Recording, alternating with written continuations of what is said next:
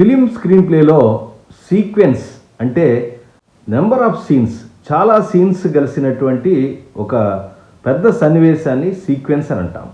A series of scenes connected by a single idea with a definite beginning, middle and end. అంటే ఒక ప్రత్యేకమైనటువంటి అంశాన్ని చెప్పటానికి వరుసగా కొన్ని సీన్ల సమాహారాన్నే మనం సీక్వెన్స్ అంటాం.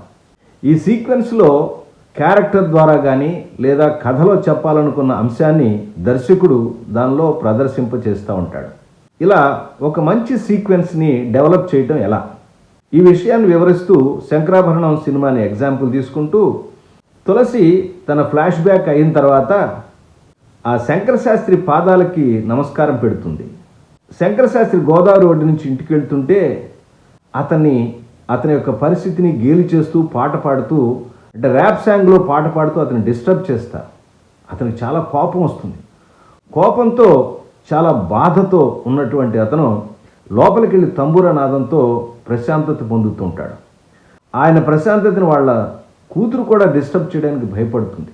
అలాంటి సందర్భంలో తులసి తన కొడుకుని వాళ్ళ ఇంటికి పంపుతుంది. బయట వచ్చే ర్యాప్ సంగీతానికి ఇన్స్పైర్ అయ్యి గంతులేస్తూ తలుపులు కొడతాడు. అసలే కాక మీద ఉన్నాడు, పైగా ఇదో శబ్దం. వచ్చి చూస్తే ఇంటి ముందు అక్కడ పాటలకు అనుగుణంగా ఈ కుర్రాడు డ్యాన్స్ చేస్తూ లాగి చెంప మీద కొడతాడు. ఒక్కసారిగా తులసి షాక్ తింటుంది.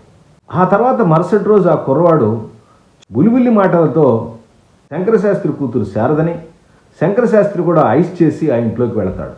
ఇక్కడ చూడండి, అక్కడ గోదావరి ఒడ్డున కుర్రవాడిని ఆ ఇంట్లో చేర్చాలనేటువంటి అంశాన్ని చివరికి చేర్చడంతో అంతమవుతుంది.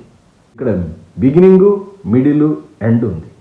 ఇలా ఒక అద్భుతమైన సీక్వెన్స్ని విజువల్గా చాలా తక్కువ డైలాగ్లో కరుణ రసాత్మకంగా ఎలా నిర్మించాలి అనే విషయాన్ని ఎక్స్ప్లెయిన్ చేస్తూ తెలుగు యంగ్ డైరెక్టర్స్లో ఒక ఎపిసోడ్ చేశాను.